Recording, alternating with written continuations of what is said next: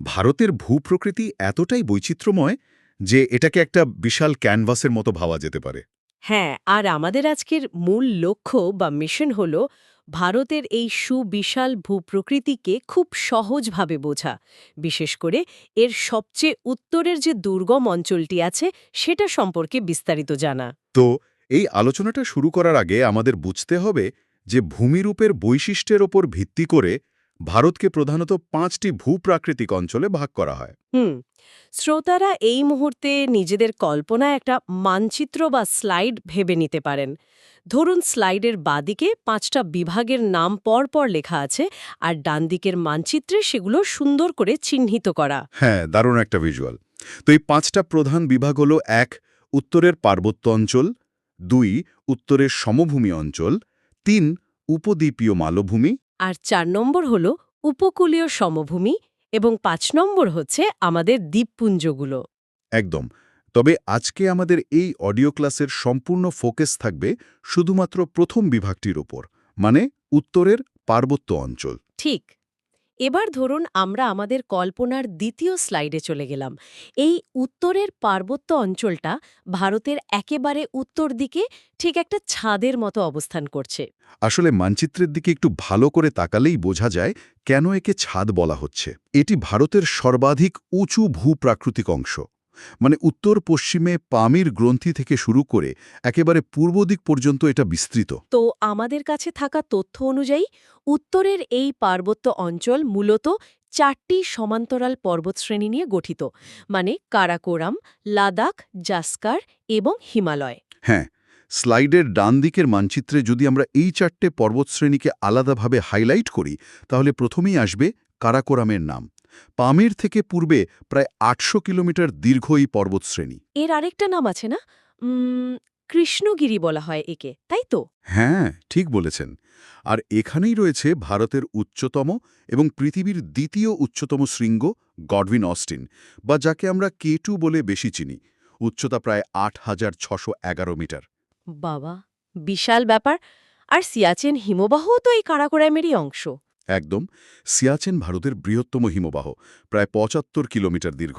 শুধু সিয়াচেন নয়, ফেডচেঙ্কো, হেসপার, বল্টারোর মতো বিখ্যাত সব হিমবাহ এই কারাকোরামেই অবস্থিত। আচ্ছা, আমার এখানে একটা প্রশ্ন আছে। মানে সাধারণত উত্তরের পর্বত বলতে আমরা তো শুধু হিমালয় বুঝি। তো কারাকোরাম বা লাদাখ এগুলো কি হিমালয়েরই অংশ, নাকি আলাদা? উম, এই জায়গাটাতেই বেশিরভাগ সময় কনফিউশন তৈরি হয়। কারাকোরাম, লাদাখ বা জাস্কার এরা কেউই কিন্তু মূল হিমালয়ের অংশ নয়। এগুলো হিমালয়ের উত্তরের অংশ, যাদের একসঙ্গে ট্রান্স হিমালয় বলা হয়। ও আচ্ছা, মানে হিমালয় শুরু হওয়ার আগেই এগুলো অবস্থান করছে। ঠিক তাই। মূল হিমালয় পর্বতমালা এই ট্রান্স হিমালয়ের দক্ষিণে অবস্থিত। যেমন ধরুন, কারাকোরামের ঠিক দক্ষিণে রয়েছে লাদাখ পর্বত, যা প্রায় ৩০০ কিলোমিটার দীর্ঘ। হ্যাঁ, এবং এই লাদাখেই রয়েছে বিখ্যাত গিরিপথ খারদুংলা। তাছাড়া প্যাংগং আর সো মোরারি হ্রদের কথা তো আমরা সবাই জানি। লাদাখের আরেকটু দক্ষিণে গেলে আমরা পাব জাস্কার পর্বত। মানে ট্রান্স হিমালয়ের পাটটা ওখানেই শেষ। এবার যদি আমরা ৩ নম্বর স্লাইডে যাই, যেখানে কারাকোরাম আর লাদাখের পর পৃথিবীর উচ্চতম নবীন ভঙ্গিল পর্বত, মানে আমাদের হিমালয় নিয়ে কথা বলা হচ্ছে। আসলে হিমালয়ের গঠন প্রক্রিয়াটা ভীষণ ইন্টারেস্টিং। এটা ভূগাঠনিক বা টেকটনিক প্লেটের চলনের একটা অসাধারণ উদাহরণ। হ্যাঁ, আমি পড়েছিলাম যে যেখানে আজ হিমালয় দাঁড়িয়ে আছে সেখানে একসময় টেথিস নামের একটা অগভীর সমুদ্র ছিল। একদম ঠিক। কোটি কোটি বছর আগে ভারতীয় উপদ্বীপীয় পাত এবং উত্তরের ইউরেশীয় পাতের মাঝখানে ওই তেথিস মহীখাত বা সমুদ্রটা ছিল। এই দুটো পাত যখন পরস্পরের দিকে এগোতে শুরু করল, তখন তাদের মধ্যে একটা প্রবল সংঘর্ষ হয়। আর ওই ধাক্কার ফলে থেথিস সাগরের তলায় জমে থাকা পলি ভাঁজকে ওপরে উঠে আজকের হিমালয় পর্বতের সৃষ্টি করেছে। হ্যাঁ, বিষয়টাকে খুব সহজভাবে বোঝানো যায়। মানে একটা টেবিলের উপর রাখা তোয়ালের উদাহরণ দেওয়া যেতে পারে এখানে। উম, মানে ধরুন টেবিলের উপর বিছানো একটা তোয়ালের 2 প্রান্ত ধরে যদি আমরা ভেতরের দিকে ঠেলা দিই, তাহলে মাঝখানের অংশটা যেমন ভাঁজ খেয়ে উঁচু হয়ে যায়। ঠিক সেভাবেই দুটো পাতের প্রবল চাপে মাঝের ওই পলিস্তর উঁচু হয়ে হিমালয় তৈরি করেছে। পশ্চিমের নাঙ্গা পর্বত থেকে শুরু করে পূর্বের নামচাবারোয়া পর্যন্ত প্রায় ২,৫০০ কিলোমিটার দীর্ঘ এই পর্বতমালা। এবং এটা প্রায় ৩০০ থেকে ৫০০ কিলোমিটার চওড়া, পুরো একটা বিশাল ধনুকের মতো বেঁকে আছে। তো এই বিশাল পর্বতকে দৈর্ঘ্যের বিচারে আবার ৩ ভাগে ভাগ করা যায়: পশ্চিম, মধ্য এবং পূর্ব হিমালয়। আজকের আমাদের এই অডিও ক্লাসে আমরা মূলত মধ্য হিমালয়, মানে যেটা নেপালে অবস্থিত, সেটা বাদ দিয়ে শুধুমাত্র পশ্চিম এবং পূর্ব হিমালয় নিয়ে আলোচনা করব। এবার আমরা ৪ নম্বর স্লাইডটা একটু কল্পনা করি। হ্যাঁ, মানচিত্রে এখন কাশ্মীর, হিমাচল এবং উত্তরাখণ্ডের পাহাড়ি অঞ্চলটা হাইলাইট করা হলো। এটাই পশ্চিম হিমালয়। পশ্চিম হিমালয় বলতেই তো প্রথমেই কাশ্মীরের কথা মাথায় আসে। পীর পাঞ্চাল আর উচ্চ হিমালয়ের মাঝে অবস্থিত সেই অপূর্ব সুন্দর কাশ্মীর উপত্যকা, যাকে ভূস্বর্গ বলা হয়। আর এই কাশ্মীরের একটা খুব বিশেষ ব্যাপার হলো ওখানকার কারেবা মৃত্তিকা। এটা মূলত প্রাচীন হ্রদের তলদেশে জমে থাকা পলিমাটি, যা জাফরান বা স্যাফরিন চাষের জন্য ভীষণ উপযোগী।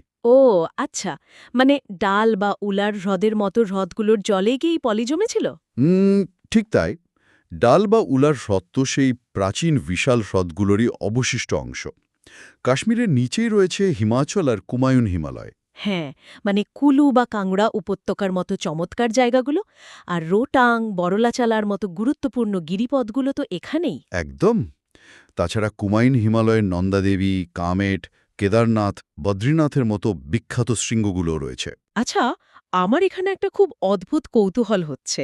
এই যে আমরা দেরাদুন নামটা শুনি বা নৈনিতালের নাম শুনি, এই দুন উপত্যকা আর তাল হ্রদগুলো আসলে তৈরি হলো কিভাবে? ভীষণ ভালো একটা পয়েন্ট তুলেছেন। আসলে হিমালয়ের সবচেয়ে দক্ষিণের যে পর্বতশ্রেণী, মানে শিবালিক পর্বত, সেটার যখন উত্থান ঘটল, তখন উত্তরের পাহাড় থেকে বয়ে আসা নদীগুলোর পথ আটকে যায়। আচ্ছা, মানে পাহাড় গজিয়ে ওঠার ফলে নদীগুলো আর এগোতে পারল না। ঠিক তাই। নদীগুলো আটকে গিয়ে সেখানে বিশাল সব হ্রদ তৈরি হলো। এরপর যুগের পর যুগ ধরে ওই হ্রদগুলোতে পলি জমে জমে সমতল উপত্যকা তৈরি হয়। এগুলোকেই দুন উপত্যকা বলা হয়, যেমন দেরাদুন। ভাবা, মানে নদী আর পাহাড়ের মধ্যে রীতিমতো একটা যুদ্ধ চলছিল। আর ওই তাল হ্রদগুলোর ব্যাপারটা কি? ওই হিমবাহ বা গ্লেসিয়ারের কাজের ফলে পাহাড়ের গায়ে বড় বড় গর্ত তৈরি হয়। পরে সেই বরফ গলে গর্তগুলোতে জল জমে যায়। এই হিমবাহ সৃষ্ট হ্রদগুলোকেই স্থানীয় ভাষায় তাল বলা হয়। মানে সত্যি ভূপ্রকৃতির কি অদ্ভুত খেলা। এবার যদি আমরা স্লাইড 5-এ যাই, মানে একেবারে পূর্ব হিমালয় আর উত্তর পূর্বের উচ্চভূমির দিকে। হ্যাঁ, পশ্চিমের ওই শুষ্ক আর চৌড়া পর্বতমালা থেকে একেবারে পূর্ব দিকের সবুজ অঞ্চলে গেলে ভূপ্রকৃতি কিভাবে ভোল বদলে ফেলে, সেটাই এখন দেখার বিষয়। মানচিত্রে এখন দার্জিলিং, সিকিম আর অরুণাচল প্রদেশ হাইলাইট করা আছে। পশ্চিম আর পূর্ব হিমালয়ের মধ্যে সবচেয়ে বড় পার্থক্যটা কোথায়? পার্থক্যটা চোখে পড়ার মতো। পূর্ব হিমালয়ের বিস্তার বা চৌড়া ভাবটা অনেক কম, কিন্তু উচ্চতা হঠাৎ করে অনেকটা বেড়ে গেছে। আর এখানে শিবালিক পর্বতের অস্তিত্ব প্রায় নেই বললেই চলে। আর প্রচুর বৃষ্টিপাত হয় বলে এখানকার উদ্ভিদ ও বনজ সম্পদও তো অনেক বেশি, তাই না? একদম। এখানেই সিকিমে অবস্থিত কাঞ্চনজঙ্ঘা, যার উচ্চতা ৮,৫৯৮ মিটার। এটি ভারতে অবস্থিত হিমালয়ের সর্বোচ্চ শৃঙ্গ। হ্যাঁ, আর আমাদের পশ্চিমবঙ্গের দার্জিলিংয়ের সান্দাকফু এবং অরুণাচলের উচ্চতম শৃঙ্গ কাংচুর কথা তো এই পূর্ব হিমালয়ের অংশ হিসেবেই আসবে। ঠিক বলেছেন।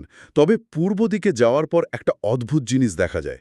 অরুণাচলে গিয়ে হিমালয় পর্বতমালা হঠাৎ করে হেয়ারপিন বা চুলের কাটার মতো সোজা দক্ষিণ দিকে বেঁকে গেছে।